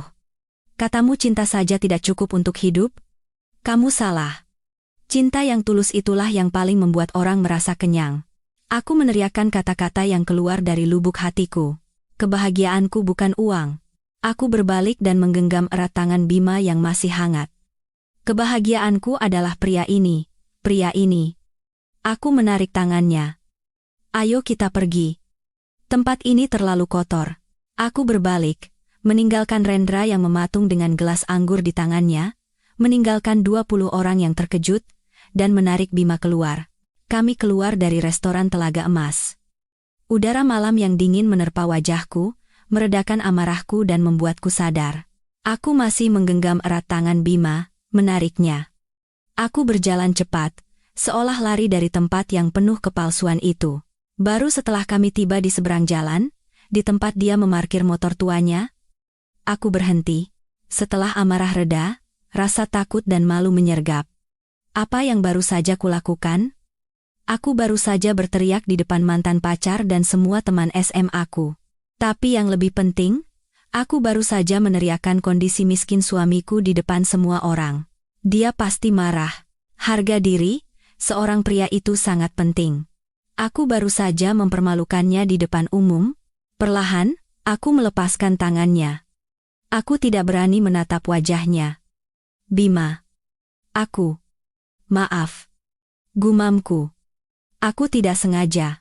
Aku tidak bermaksud mengatakan hal-hal seperti itu tentangmu. Aku hanya terlalu marah. Maaf sudah membiarkanmu dihina. Aku menunduk. Air mataku mulai menetes. Aku adalah istri yang buruk, bukannya melindungi suamiku, aku malah membuatnya direndahkan orang lain. Aku menunggu omelan. Menunggu kalimat, aku malu sekali karenamu. Tapi tidak ada apa-apa. Aku hanya merasakan sepasang lengan yang kuat memelukku. Bima memelukku. Dia memelukku begitu erat sampai aku sesak napas. Dia membenamkan wajahnya di rambutku, dan aku bisa merasakan bahunya bergetar. Dia menangis. Aku terkejut. Aku mencoba mengangkat kepala untuk melihat wajahnya. Matanya merah dan berkaca-kaca. Suamiku, pria yang selalu tenang dan tegar itu, sedang menangis. Kamu kenapa? Kamu marah padaku? Tanyaku kaget. Bima menggeleng. Dia menarik napas dalam-dalam, mencoba menahan emosinya. Dia menyeka air mata di pipiku dengan ibu jarinya. Kirana, kamu ini bodoh ya? Suaranya serak. Kenapa minta maaf? Dia menatapku. Matanya yang dalam dipenuhi emosi yang belum pernah kulihat sebelumnya. Itu adalah haru dan hormat yang luar biasa, lebih dari sekadar cinta. Aku sudah mencarinya seumur hidupku, bisiknya dengan suara masih bergetar. Hanya untuk mendengar kata-kata itu darimu. Kata-kata apa? Tanyaku bingung. Seorang wanita. Katanya tanpa melepaskan pandangannya dariku, I am akan mengatakan di depan seluruh dunia bahwa dia mencintaiku. Seorang wanita yang akan mengatakan dia mencintaiku bahkan saat aku tidak punya apa-apa, saat aku hanya seorang karyawan biasa yang naik motor butut. Tapi, itu kan memang benar. Kataku. Aku mencintaimu. Bukan karena apa yang kamu punya, tapi karena dirimu. Bima tersenyum. Senyuman bahagia yang bercampur sedih. Dia kembali memelukku. Terima kasih, Kirana. Terima kasih sudah melindungiku. Terima kasih sudah memilihku. Dia melepaskan pelukannya dan memakaikan helm di kepalaku. Ayo pulang. Istriku hebat sekali malam ini. Aku duduk di jok belakang motornya, memeluk pinggangnya erat. Motor tua itu menyala. Aku menyandarkan kepala di punggungnya, bisa merasakan detak jantungnya yang masih berdebar kencang. Aku tidak sepenuhnya mengerti arti kata-katanya. Aku hanya tahu, malam ini, setelah aku berteriak, kebahagiaanku bukan uang. Sesuatu di antara kami telah berubah selamanya. Aku telah melindungi priaku, dan entah kenapa, dia sangat terharu karenanya. Motor tua itu membawa kami pulang. Aku masih memeluknya erat dari belakang, membenamkan wajah di punggungnya yang kokoh. Amarah sudah hilang. Rasa malu juga sudah tidak ada. Yang ada di hatiku sekarang hanyalah perasaan cinta yang meluap-luap. Aku telah melindungi priaku, dan dia menangis karenaku, karena kata-kataku. Udara di antara kami benar-benar berbeda. Bukan lagi sekadar rasa terima kasih, hormat, atau cinta yang baru bersemi. Ini adalah ikatan yang tak terpisahkan, yang telah ditempa dalam api. Aku merasa, mulai malam ini, kami telah menjadi suami istri yang sesungguhnya. Motor berhenti di depan kontrakan kami yang tua. Saat dia mematikan mesin, keheningan malam menyelimuti kami. Aku turun dari motor, melepas helm, dan memberikannya pada Bima. Kukira dia akan memarkir motornya, dan kami akan naik ke kontrakan kami yang nyaman. Tapi dia tidak melakukannya. Dia hanya berdiri diam. Dia tidak menatapku. Dia menatap ke depan, ke udara kosong. Cahaya lampu jalan yang remang menyinari sisi wajahnya, dan aku bisa melihat dengan jelas ketegangannya. Dia mencengkeram stang motor begitu erat, sampai buku-buku jarinya memutih. "Kenapa?" tanyaku pelan. "Ayo kita naik." Bima menoleh padaku. Tatapannya bukan lagi tatapan haru seperti di restoran tadi. Ini adalah tatapan penuh penderitaan, tekad, dan ketakutan yang belum pernah kulihat sebelumnya. "Kirana?" Suaranya serak. Lebih serak dari sebelumnya. "Ada yang ingin kukatakan padamu." Jantungku mencelos. "Apa? Apa kamu marah karena aku membongkar semuanya di pesta?" "Maafkan aku." Bukan itu." Dia memotongku. "Apa yang kamu lakukan tadi adalah hal terbaik yang pernah terjadi padaku. Tapi, justru karena kamu melakukan itu, aku tidak bisa lagi membohongimu." "Membohongi?" Jantungku berdebar semakin kencang. "Membohongi apa?" Ratusan pikiran melintas di kepalaku. Apa dia sudah punya istri? Tidak. Tidak mungkin. Punya utang? Atau sakit? Bima menarik napas dalam-dalam, seperti orang yang akan melakukan hal yang sangat besar. "Kirana, maafkan aku," katanya. "Aku telah membohongimu. Sejak hari pertama kita bertemu, tenggorokanku kering." Tolong jelaskan." Dia memejamkan mata sejenak, lalu membukanya dan menatapku lurus-lurus. "Aku bukan anak yatim piatu." Aku membeku. "Bukan yatim piatu? Jadi, kamu punya keluarga?" "Ya." "Aku punya ibu." Aku bingung. "Punya ibu? Lalu kenapa? Kenapa kamu berbohong padaku dan ibuku? Kenapa? Apa kamu takut kami akan merepotkan ibumu?" "Bukan." Dia buru-buru menggeleng. "Bukan seperti yang kamu pikirkan. Ibuku sangat ingin bertemu denganmu. Ibumu ingin bertemu denganku?" Aku semakin tidak mengerti. "Kalau begitu, wanita yang datang tempo hari." "Benar."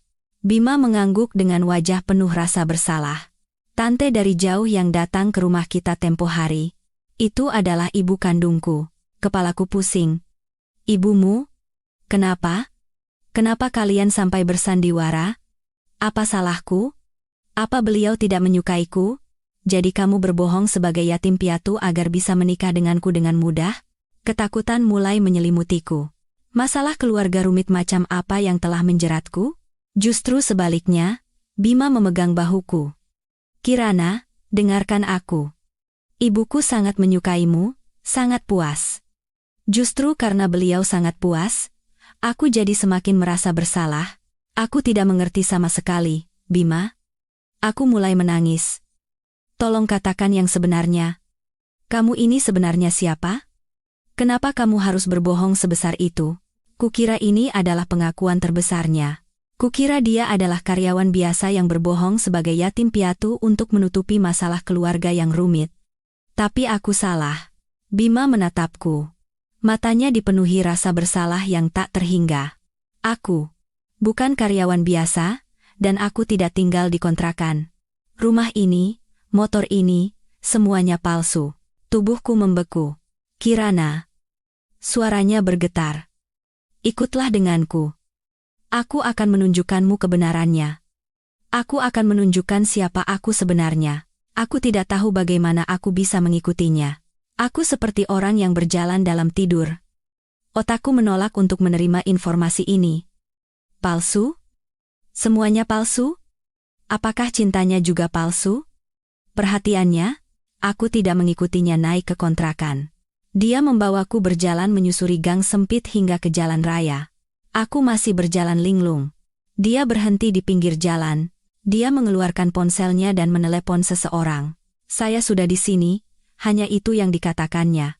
1 menit kemudian, sebuah sedan hitam mewah yang mengilap meluncur tanpa suara dan berhenti tepat di depan kami.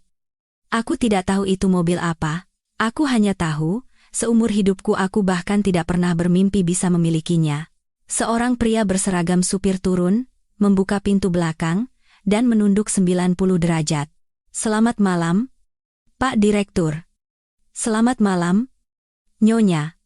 Silakan, Pak Direktur. Nyonya. Aku menatap supir itu, lalu menatap Bima. Bima tidak menatapku. Dia menggenggam tanganku. Tanganku sedingin es. Masuk, Kirana. Dia menarikku masuk ke dalam mobil. Interiornya dilapisi kulit lembut, begitu mewah sampai aku tidak berani bernapas. Mobil melaju dengan halus tanpa suara, sangat berbeda dengan motor berisik yang biasa ku naiki. Kamu sebenarnya siapa? Tanyaku tergagap. Suaraku terasa asing. Bima tidak menjawab, hanya menggenggam tanganku erat. Mobil melaju cukup lama, melewati pusat kota dan memasuki sebuah kawasan elit yang hanya pernah kulihat di televisi. Pepohonan rimbun, sangat sunyi, dan setiap rumahnya seperti istana. Mobil berhenti di depan sebuah gerbang besi artistik yang sangat besar. Gerbang itu terbuka otomatis, dan mobil masuk menyusuri jalan berkerikil. Di kedua sisinya, ada taman yang indah, dan sebuah rumah megah berwarna putih yang berkilauan muncul di hadapanku. Jauh lebih besar dari restoran Telaga Emas tadi, jantungku serasa berhenti berdetak. Supir itu kembali membukakan pintu, Bima membawaku turun. Aku berjalan di atas lantai marmer dengan kaki gemetar. Pintu kayu raksasa rumah itu terbuka. Wanita yang menyambut kami tidak lain adalah si tante dari jauh. Tapi hari ini, beliau tidak mengenakan pakaian sutra sederhana, melainkan gaun beludru mewah dengan sanggul tinggi, memancarkan aura bangsawan yang tak terbantahkan. Di belakangnya, para asisten rumah tangga berseragam berbaris 2 baris dan menunduk. Tante. Gumamku. Wanita itu tersenyum ramah, menghampiri, dan menggenggam tanganku yang satu lagi. Halo. Kirana. Maaf pertemuan kita tempo hari begitu terburu-buru, jadi belum sempat berkenalan dengan baik. Perkenalkan, saya Larasati. Ibu kandung Bima. Beliau menoleh pada Bima, tatapannya campuran antara kasih sayang dan teguran. Bima, kamu sudah membuat menantuku sangat terkejut, lalu beliau kembali menatapku. Ayo masuk, nak, menantuku, menantuku. Aku terhuyung. Aku menoleh pada pria yang kupanggil suami.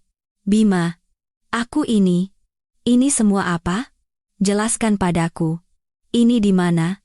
Dan kamu siapa? Bima menatapku, matanya penuh rasa bersalah. Dia menarik napas dalam-dalam. Kirana, maafkan aku. Namaku memang Bima Aditya, tapi aku bukan karyawan biasa. Dia berhenti sejenak, lalu mengucapkan kebenaran terakhirnya. Aku adalah Bima Aditya, Direktur Utama Grup Sejahtera. Rumah Sakit Medika Sejahtera tempat ibumu dirawat. Itu adalah bagian dari grup perusahaan kami. Grup Sejahtera. Nama yang dikenal semua orang di kota ini, konglomerat raksasa di bidang properti, keuangan, dan kesehatan. Suamiku? Suamiku yang bergaji 3 juta adalah seorang konglomerat? Kepalaku serasa mau meledak, semuanya berputar. Kebenaran ini terlalu mengejutkan, terlalu kejam. Aku teringat diriku di acara reuni. Suamiku gajinya cuma 3 juta, naik motor butut. Ya Tuhan, aku bodoh sekali. Aku telah menjadi badut di depan semua orang. Dia ada di sana, mendengar semua yang kukatakan. Dia dan seluruh keluarganya pasti sedang menertawakanku, menganggapku bodoh, rasa dikhianati, malu, dan marah menelan habis rasa cintaku. Kamu membohongiku, teriakku sambil menepis tangannya. Air mataku tumpah, tapi ini adalah air mata kemarahan. Kalian mempermainkanku. Ini semua sandiwara orang kaya untuk menguji hati seorang gadis miskin, kan? Kalian pasti senang sekali menonton aktingku. Aku lari keluar dari rumah mewah itu. Aku tidak tahan berada di sana sedetik pun lagi. Kirana, berhenti. Dengarkan penjelasanku. Bima berteriak mengejarku. Dia lebih cepat dariku. Dia menangkap tanganku di tengah taman. Aku meronta, memukul-mukul dadanya. Lepaskan aku, penipu. Aku muak padamu. Kembalikan kehidupan sederhanaku. Kembalikan suamiku yang gajinya 3 juta. Aku tidak butuh konglomerat, tidak butuh. Aku terisak-isak. Kirana, tolong dengarkan aku. Dia memegangku erat. Perasaanku padamu itu nyata. Itu bukan kebohongan. Nyata? Aku tertawa sinis. Nyata tapi membuat sandiwara seperti ini? Kamu anggap aku ini apa, nak? Tenanglah, Ibu Larasati juga mendekat. Beliau sama sekali tidak marah. Matanya hanya penuh empati. Ibu. Ibu juga membohongiku, Isaku. Ibu datang ke kontrakan kami, melihat meja makan kami yang sederhana, rumah kami yang kumuh. Pasti aku terlihat menyedihkan sekali di mata ibu. Dan ibu mengujiku dengan gelang giok itu kan? Ibu puas saat aku tidak menerimanya. Begitukah cara kalian memperlakukan orang? Hening. Kata-kataku terlalu tajam, terlalu menyakitkan. Ibu Larasati menghela napas. Kirana, maafkan ibu. Seharusnya ibu melarang Bima. Tapi, sebelum mengenalmu, tahukah kamu berapa banyak wanita yang ditemui Bima? Mereka datang padanya, bilang cinta, tapi mata mereka hanya tertuju pada kartu kredit dan hartanya. Bima sudah lelah dibohongi, dia jadi tidak percaya lagi pada cinta. Beliau menatap Bima dengan kasihan. Karena itu dia memutuskan untuk menyembunyikan identitasnya, berpura-pura menjadi orang biasa. Dia ingin mencari seseorang yang tulus mencintainya apa adanya, bukan karena uangnya. Ibu pikir dia gila. Zaman sekarang, mana ada wanita seperti itu? Ibu Larasati menatapku. Tapi kemudian, Bima bertemu denganmu. Bima melanjutkan kata-kata ibunya.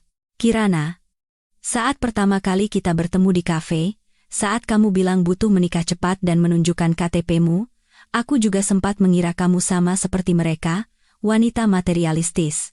Tapi kamu bilang itu karena ibumu yang sakit. Kamu hanya butuh orang baik, orang biasa. Kamu tidak bertanya berapa gajiku atau di mana rumahku. Dia menyeka air mata di pipiku. Aku memutuskan untuk bertaruh.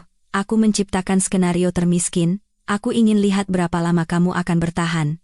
Tapi kamu, suaranya serak. Kamu bukan bertahan, kamu menjalaninya.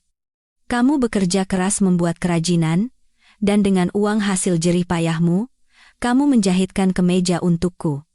Kamu tidak pernah mengeluh. Kamu mengkhawatirkanku, dan kamu bahagia hanya dengan semangkuk sayur asem. Aku tidak tahu kapan aku mulai mencintaimu, Kirana. Aku jatuh cinta pada kebaikanmu, baktimu, dan hatimu yang tidak terikat pada materi. Gelang giok itu, kata Ibu Larasati. Itu ibu yang lancang mengujimu. Ibu salah. Tapi saat kamu menolaknya dengan tegas, ibu tahu Bima telah menemukan orang yang tepat. Kamu anak yang sangat baik, Kirana. Lalu kenapa tidak jujur dari awal, Isaku? Aku berniat memberitahumu, jawab Bima. Setelah ibumu sehat, aku akan memberitahumu. Tapi malam ini, di acara reuni itu, dia menatapku. Kirana, Saat kamu berteriak di depan si Rendra itu bahwa kebahagiaan bukan uang, tahukah kamu betapa terharunya aku? Kamu melindungiku, kamu melindungi suamimu yang tidak becus dan bergaji 3 juta. Kamu memilihku, bukan uangnya. Kamu membuktikan padaku bahwa cinta sejati itu ada. Aku tidak ingin membohongimu lebih lama lagi. Dia memelukku. Maafkan aku karena memulainya dengan kebohongan. Tapi cintaku padamu, rasa hormatku padamu, itu nyata. Lebih nyata dari apapun di dunia ini. Maafkan aku, Kirana. Aku hanya diam dalam pelukannya. Amarahku mereda. Aku merefleksikan diriku sendiri. Aku juga membohonginya. Aku menikahinya bukan karena cinta, tapi karena bakti. Aku juga memulai pernikahan ini dengan sebuah tujuan. Aku teringat sosoknya yang menerobos hujan demi kerajinanku. Aku teringat sosoknya yang dengan sabar memperbaiki kipas angin ibu. Aku teringat kekhawatirannya saat tanganku terluka. Aku teringat air matanya malam ini. Perasaan-perasaan itu tidak mungkin palsu. Identitasnya mungkin palsu, tapi cintanya nyata. Aku mengangkat kepala dan menatap matanya yang dalam. Perasaanmu padaku, benar-benar nyata? Sangat nyata, katanya tegas. Aku tertawa di tengah isak tangisku. Kenapa tidak bilang dari dulu? Aku sedang menabung untuk membelikanmu motor baru. Bima ikut tertawa. Dia menyeka air mataku. Motor itu akan kusimpan? Itu kenang-kenangan kita. Terima kasih, sayang. Ibu Larasati tersenyum. Sudah, ayo kita masuk. Ibu sudah siapkan wedang jahe untuk menantuku. Setahun kemudian, di rumah megah itu. Tapi tidak lagi terasa dingin, melainkan sangat hangat. Di taman, ibuku sedang tertawa sambil merawat bunga bersama besannya, Ibu Larasati, yang kini sudah seperti saudara kandung. Ibuku pindah dan tinggal bersama kami. Kedua ibu itu sekarang bersahabat karib. Aku sedang duduk di ayunan. Perutku sudah membuncit. Aku sedang merajut sepasang baju bayi yang sangat kecil. Bima keluar dari dalam rumah. Dia tidak lagi mengenakan setelan jas. Dia mengenakan kemeja putih yang kujahitkan untuknya tahun lalu. Merajut lagi? Nanti matamu rusak, katanya sambil mendekat dan memeluk bahuku serta perutku yang buncit. Hari ini bayi kita tidak menendang? Kok? Aku tersenyum dan menyandarkan kepala di bahunya. Tapi dia menendang. Sekuat tendanganmu saat menerobos hujan hari itu, dia mencium rambutku. Terima kasih sudah memberiku sebuah keluarga. Aku menatap ibuku, menatap Ibu Larasati, dan menatap suamiku di sisiku. Hidupku seperti mimpi, tapi ini bukan mimpi. Ini adalah kisah yang dimulai dari kebohongan demi bakti, yang bertemu dengan kebohongan untuk mencari cinta sejati. Ucapan kebahagiaan bukan uang akan selalu benar. Tapi ketika uang berada di tangan seorang suami yang berhati hangat, ia bisa membantu menjaga dan merawat kebahagiaan itu lebih lama. Dan aku, Kirana Putri, telah menemukan suami paling berharga di dunia, suamiku yang bergaji 3 juta rupiah.